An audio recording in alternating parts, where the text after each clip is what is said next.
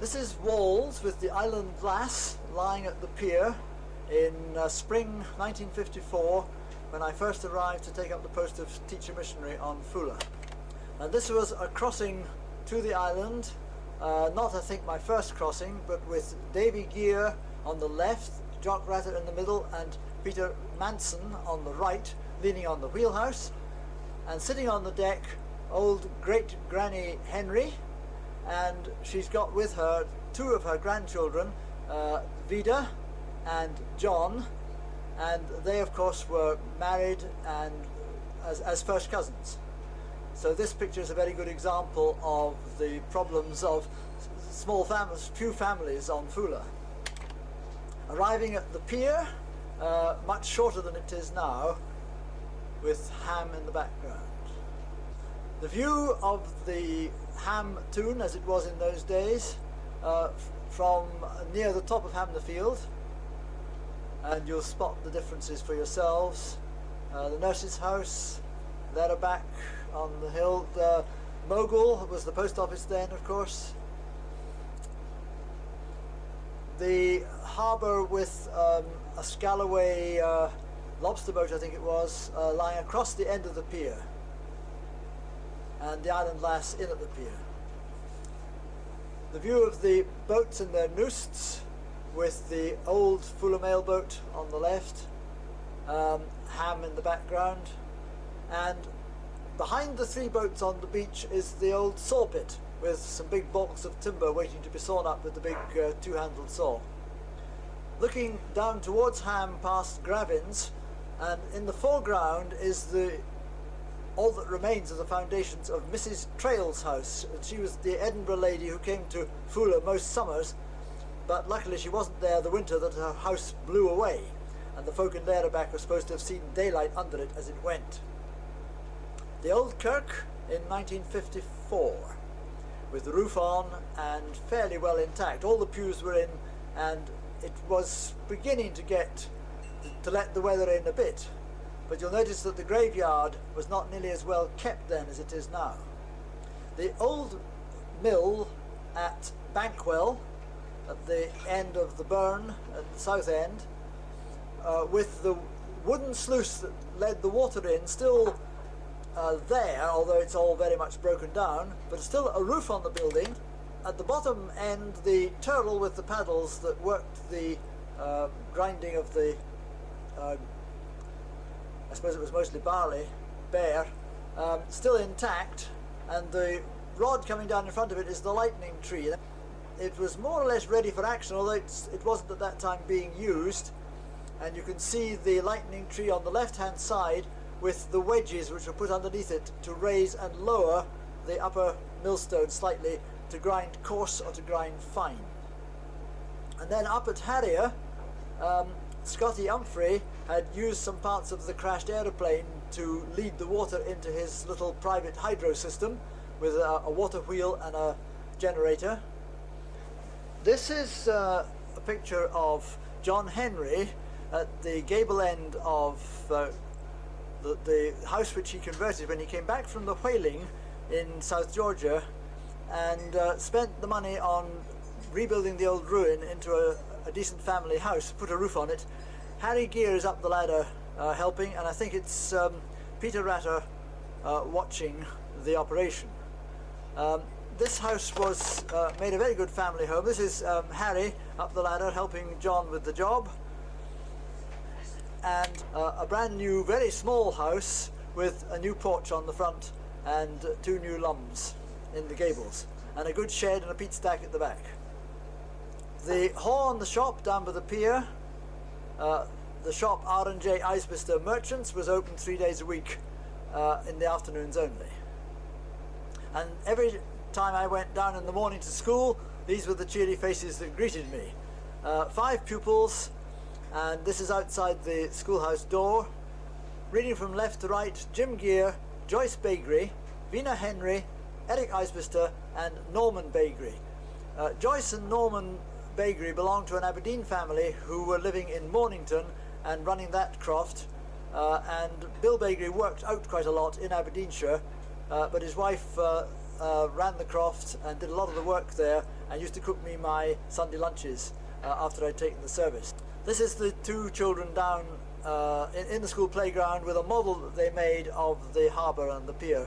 And Eric was always very, very good at designing boats and drawing boats, and as you can imagine.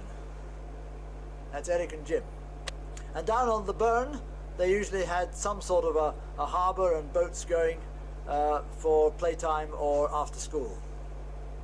Eric with one of his model boats sailing it in the Mill Loch. I think he was probably aged 11 at the time. During my stay on Foula, we got a little tractor for the Mornington Croft called a Croftmaster, made by a chap called Rollo, who ran a business in the Hebrides. And this is the little trailer bringing a load of peats home. The only trouble with it, it was very, very slow on the road. No tarmac on the roads, as you can see.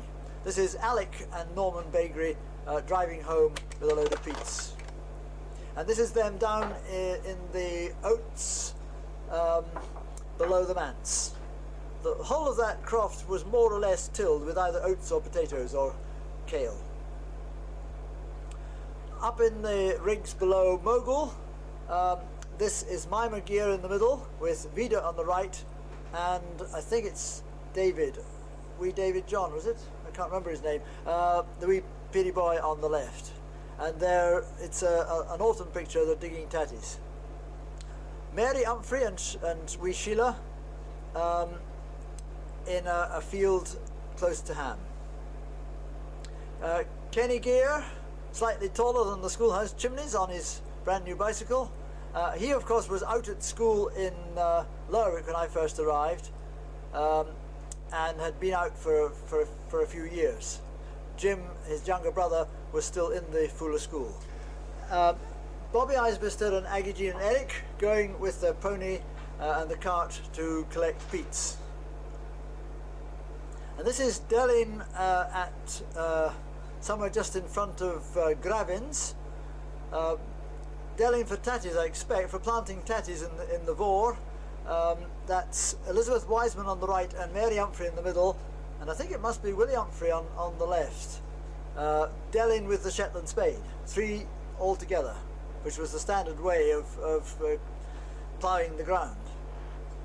There was one small mechanical plough, a 2-handle plough in the island at the time, but a lot of people still dug by hand. And this is Peter Ratter demonstrating to me how to cut a 2-moored bank of peats and to build a dike, and he was my teacher, and after that he left me to get on with it myself. A very, very good peat cutter. And this is Bessie loading a barrow right up at the north end.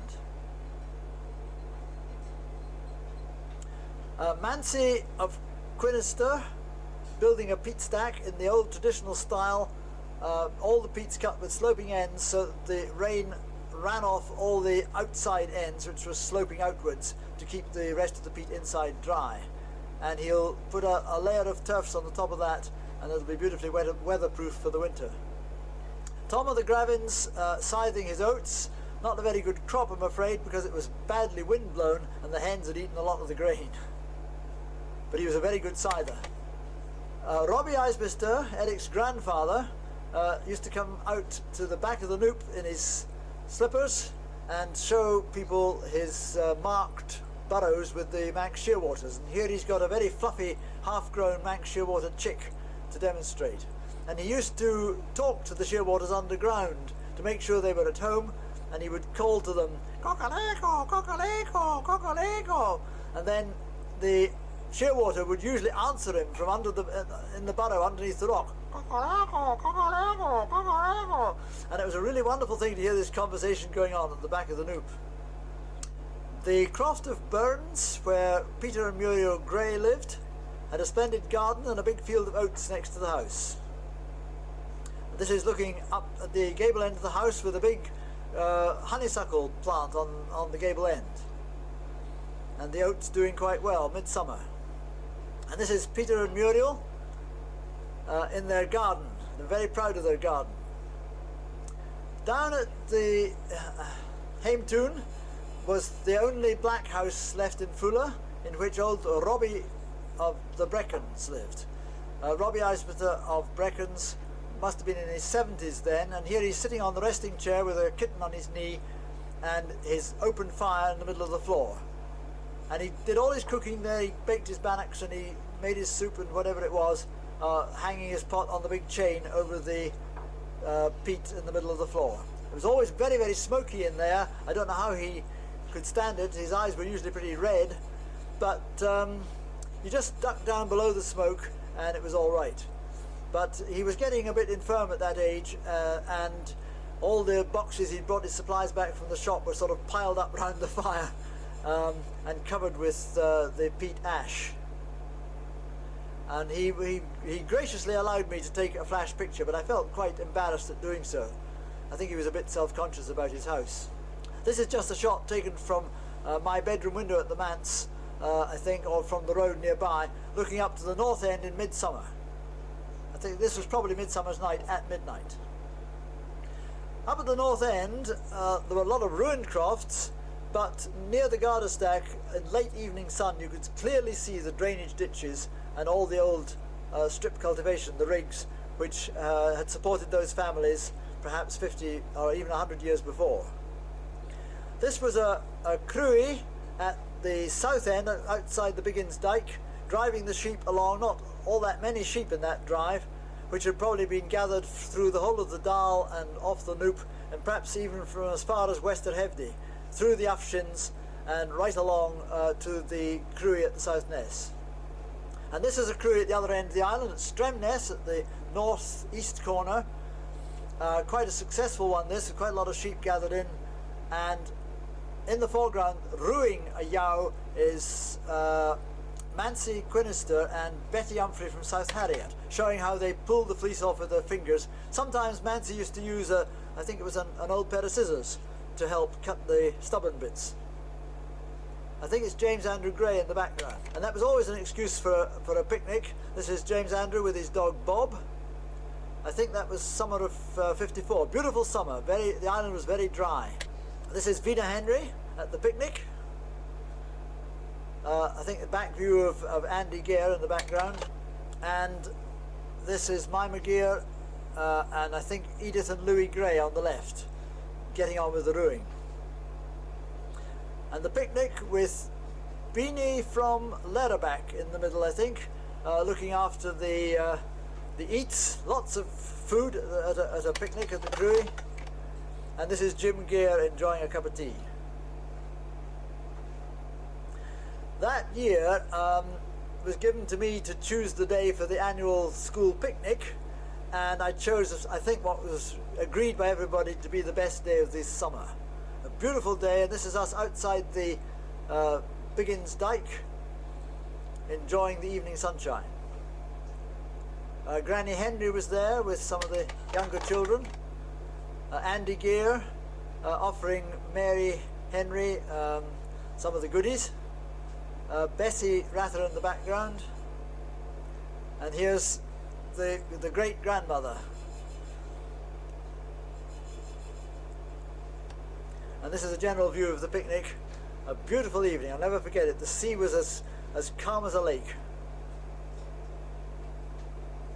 I think you can see, you may be able to recognise some of the people sitting along the wall. Kenny Gare there, Bessie, Mary Henry, Edith Gray, Louis Gray, and Elizabeth Wiseman talking to Andy Gare.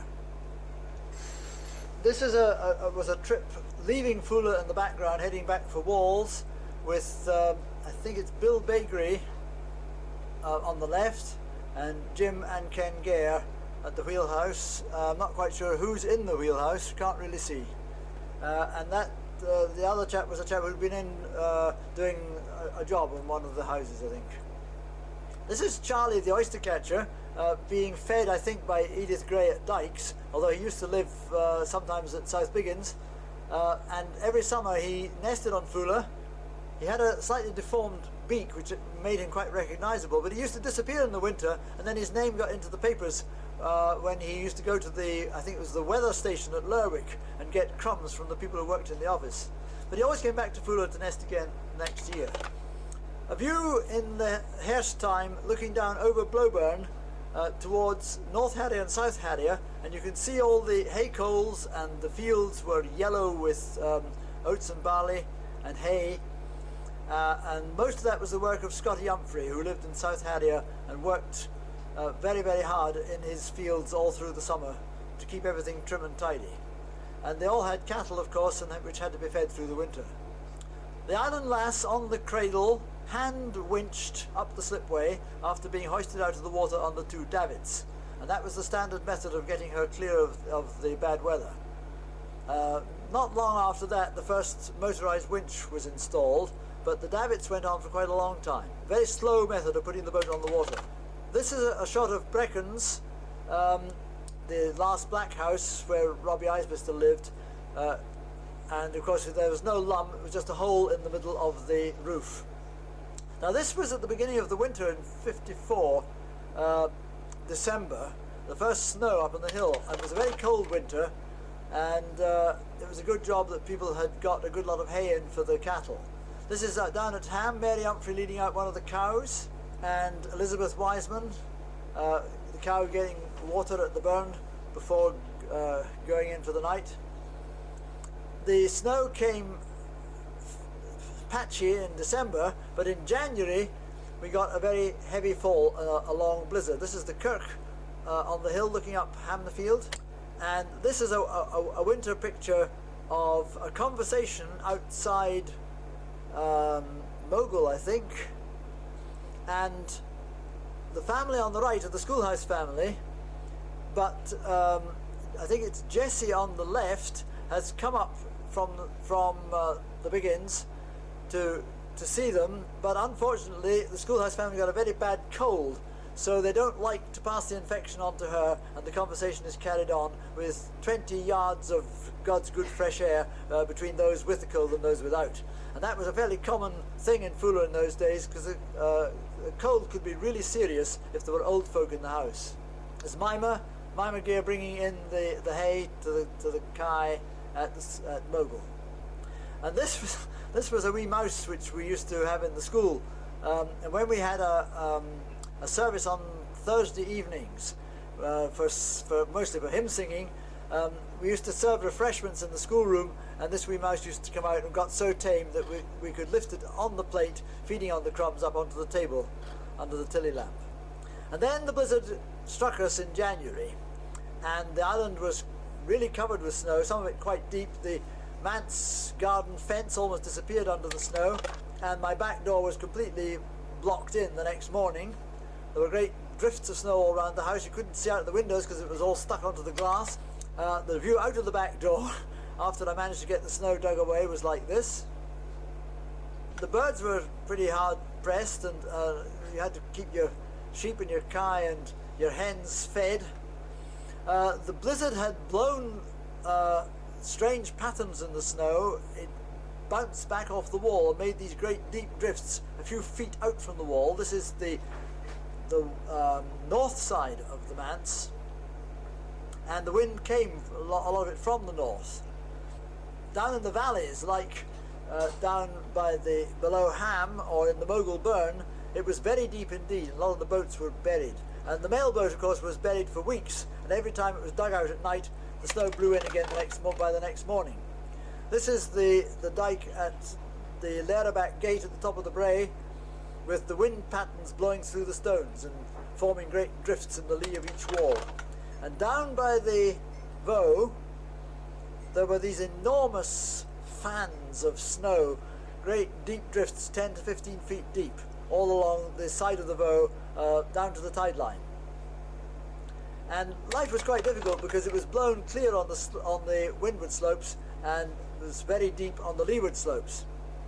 And that meant that we had to, say, come down the hill with a barrow and up the hill with a sledge, or whatever it was.